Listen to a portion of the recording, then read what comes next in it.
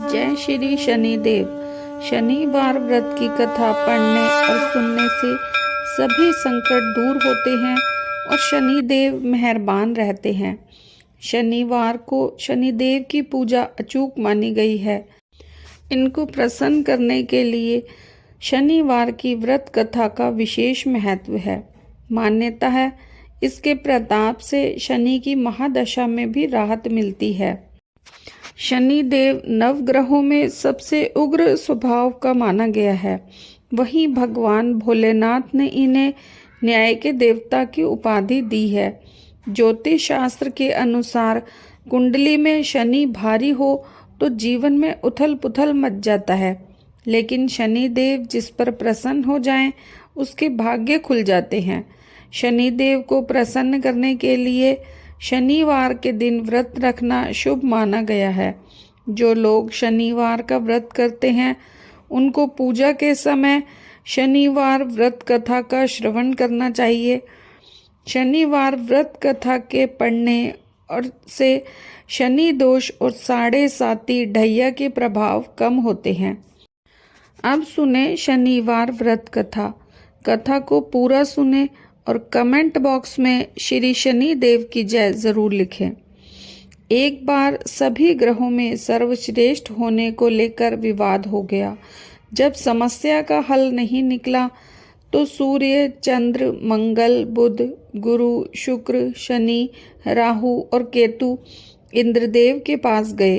इंद्रदेव भी इसका निर्णय नहीं कर पाए। फिर सभी ग्रह इंद्रदेव के कहने पर पृथ्वी पर न्यायप्रिय राजा विक्रमादित्य के पास पहुँचे। राजा विक्रमादित्य के पास पहुंचकर सभी ग्रहों ने अपने आने का कारण बताया। राजा विक्रमादित्य ने काफी सोच विचार के बाद 9 धातु स्वर्ण, रजत, कांस्य, पीतल, सीसा, रांगा, जस्ता, अभ्रक और लौह से सिंहासन बनवाए। धातुओं के गुणों के अनुसार उन्हें क्रमानुसार रखवा दिया। फिर ग्रहों से अपने अपने सिंहासन पर बैठने को कहा और बोले कि जो सबसे पहले बैठेगा वही श्रेष्ठ होगा। राजा विक्रमादित्य के निर्णय को सुनकर शनिदेव कुपित हो गए, क्योंकि उनका आसन लोहा सबसे आखिर में रखा था। स्वयं को सबसे छोटा जानकर वे नाराज हो गए। शनिदेव ने चेतावनी के अंदाज में कहा कि राजा, आपने मेरा अपमान किया। आप मेरी शक्तियों से परिचित नहीं हैं। शनि की महादशा में व्यक्ति का सर्वनाश हो जाता है। शनिदेव क्रोध में राजा की सभा से चले गए, लेकिन कुछ दिन बाद राजा विक्रमादित्य पर शनि की महादशा शुरू हो गई। शनिदेव घोड़ों का व्यापारी बनकर उनके राज्य में आए। राजा विक्रमादित्य उनके घोड़े खरीदने का आदेश दिया। एक बार राजा विक्रमादित्य उनमें से एक घोड़े पर सवारी कर रहे थे तो वो घोड़ा जंगल में ले गया और गायब हो गया। भूखे प्यासे राजा को एक चरवाहे ने पानी पिलाया तो राजा ने उसे अंगूठी दे दी और राज्य में जाने का रास्ता पूछा। नगर आकर राजा विक्रमादित्य एक सेठ के यहाँ आराम कर रहे थे। राजा के कुछ देर वहाँ बैठने पर सेठ की कमाई हुई।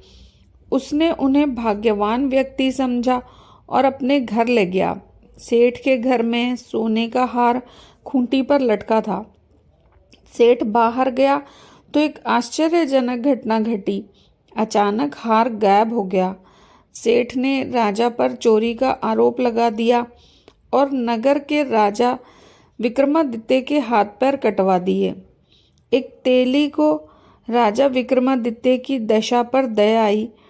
इसके बाद राजा विक्रमादित्य पर शनि की महादशा खत्म हो गई थी। वर्षा ऋतु में वे मल्हार गा रहे थे।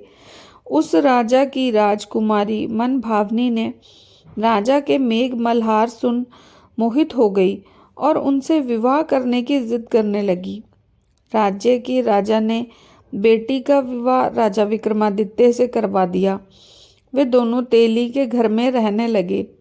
एक रात शनिदेव ने राजा विक्रमादित्य को स्वप्न में दर्शन दिए और कहा कि तुमने मुझे छोटा कहने का परिणाम देख लिया।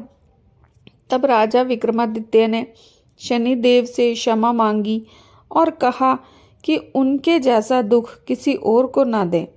शनिदेव ने कहा कि जो उनकी कथा को सुनेगा और व्रत रखेगा उसे शनि दशा में कोई दुख नहीं होगा। शनिदेव ने राजा विक्रमादित्य के हाथ और पैर वापस कर दिए। शनिदेव के चमत्कार से सेठ का हार भी वापस अपनी जगह लौट आया। सेठ को सारी बात पता चली तो उसने अपनी बेटी श्री कंवरी का विवाह राजा विक्रमादित्य से कर दिया। राजा विक्रमादित्य अपनी दोनों पत्नियों मनभावनी एवं श्री कंवरी के साथ अपने राज्य लौट आए। राजा विक्रमादित्य ने पूरे शहर में घोषणा की कि शनि देव ही सब ग्रहों में श्रेष्ठ हैं। शनिवार को शनिदेव की पूजा, कथा और व्रत करने वालों पे वे प्रसन्न होते हैं।